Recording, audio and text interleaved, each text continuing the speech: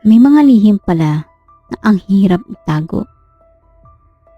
Lalo na kung ginagawa ko to sa maduming paraan. Hindi ako proud, pero hindi ko rin kayang itago. Dahil sa totoo lang, isa akong baby maker. Una ko yung narinig nung 21 years old lang ako. Parang job title, parang racket na may oras, presyo, at kapalit. Tinanggap ko ang trabaho nung panahong halos gumuho na ang pamilya namin. Lalo na nung biglang magkasakit si tatay at kailangan ng pera na hindi ko alam kung saan huhugutin. Ako lang ang inaasahan. Ako lang ang may lakas kumilos. Kaya nung may babaeng nag-alok sa akin ng mabilisang malaking kita, hindi ako nagdalawang isip. Oo kagad. Dinala niya ako sa mag-asawang desperadong magkabibi, pero ayaw gumasto sa proseso. Gusto nila ng pinakamura at pinakamadaling paraan. At dahil daw sa itsura ko, maputi, maamo at magandang lahi, ako raw ang perfect candidate para sa arrangement nila. Walang luha, walang arte.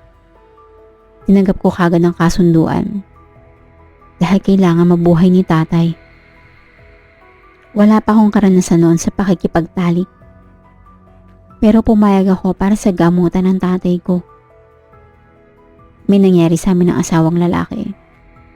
Siguro mga 3 beses bago pa may nabuong bata.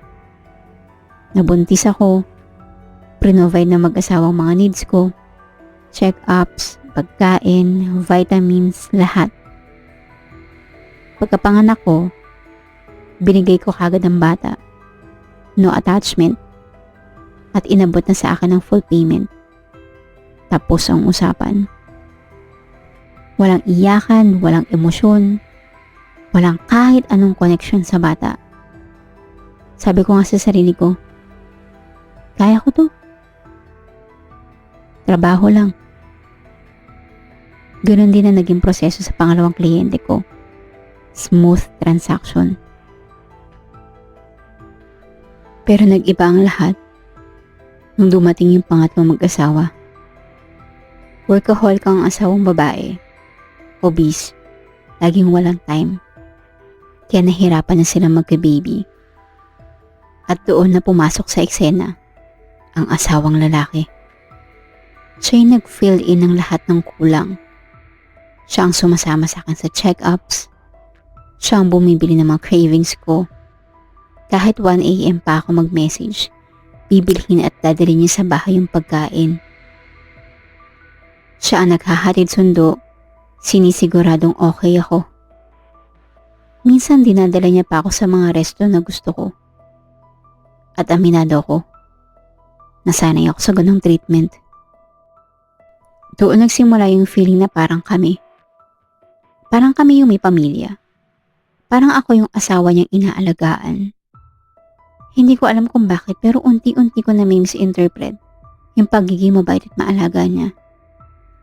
Hindi ko alam kung dahil sa hormones, sa loneliness, o dahil first time ko nakaramdam ng ganong klaseng atensyon at pag-aalaga.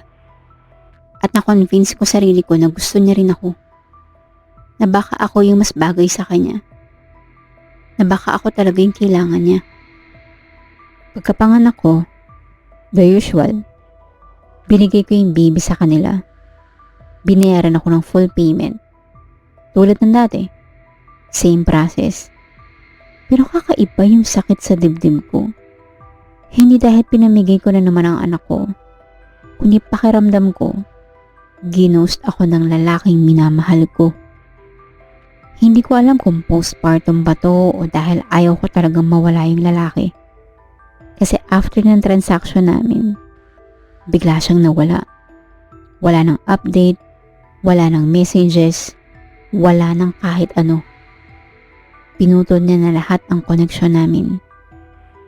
Expected ko naman yun dahil anak ko lang naman ang dahilan kung bakit may connection kami. Hindi ko maintindihan bakit parang iniwan niya ako kahit technically Never naman naging kami. Kaya gumawa ako ng dahilan para magkausap ulit. Sinabi ko na gusto ko siya makipag-date ulit sa akin. Na gusto ko makipagtalik ulit siya sa akin. At oo, sinabi ko na kung hindi siya papayag, babawiin ko yung baby at magsasabi ako na ninakaw nila yung anak ko. Hindi ko alam bakit ko nasabi yun. Hindi ko alam bakit naging ganun ako. Pero ang alam ko lang, sobrang desperada akong makita ulit siya. Hindi siya pumayag nung una. Kasi aware naman daw ako na after ko mabigay ang bata sa kanila, wala nang any connection. Pero bakit daw ako nanghihingi pa ng attention sa kanya ngayon? Kaya nagpumilit ako na kukunin ko ang anak ko at hindi ko sila patatahimikin. Kaya binalik niya sa akin ang anak ko at pumayag siya sa mga gusto ko. Hindi dahil gusto niya ako. Alam ko naman yung deep inside.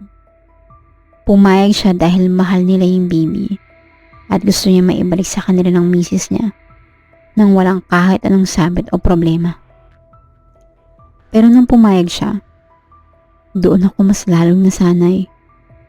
Doon lalo naging malala yung delulo ko. Kasi naisip ko, kung ayaw niya talaga sa akin, bakit siya pumapayag? Bakit niya sinuli ang anak ko sa akin kung tapos na ang transaction namin? Na pwede naman sila magpakalayo ng misis niya. Bakit niya ako tinitignan ng ganun habang magkasama kami? At habang lumalalim ang obsession ko, lalo namang bumabagsak yung asawa niya. Nabalitaan ko na halos mabaliw daw yung babae. Hindi daw matanggap na biglang kinuha ko yung baby dahil nag-iinarte ako at humihingi ng atensyon sa asawa niya. Umabot daw sa punto na halos gusto na niya magpakamatay. At ako? Hindi ko alam kung dapat ba ako mag-guilty pero ang na-feel ko lang, bakit parang okay lang sa akin ang nangyayari sa asawang babae? Sa totoo lang, kami naman talaga ang totoong pamilya. Ako ang nanay, siya ang tatay. Sa tuwing may nangyayari sa amin, iba yung haplos niya. Ramdam ko yung feeling na mahal ako ng taong yun habang ginagawa namin ang bagay na yun. Ramdam ko na kahit hindi niya sabihin, may nafe-feel siyang something sa akin. Bawat haplos, bawat tingin, feeling ko may meaning. Pero habang lumalalim ang pagiging delulo ko, minsan napapaisip ako, gusto na din ba ako ng taong to? O ginagawa lang niya lahat ng gusto ko para tuluyan ko nang ibalik sa kanila mag-asawa ang anak ko? Pakiramdam ko hindi na siya parang napipilitan ng gawin ang mga bagay na gusto ko. May pagkakataon na kusa na niyang ginagawa lahat. Lalo na sa tuwing may nangyari sa amin. Siya na ang nag-aaya. At ngayon, mukhang buntis na naman ako sa pangalawa naming anak. Alam kong mali.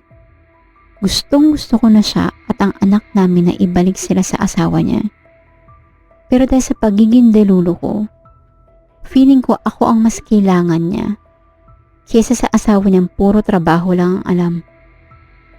Magsisimula na lang ba kami ng panibagong buhay? Tama ba kutob ko na gusto na rin niya ako?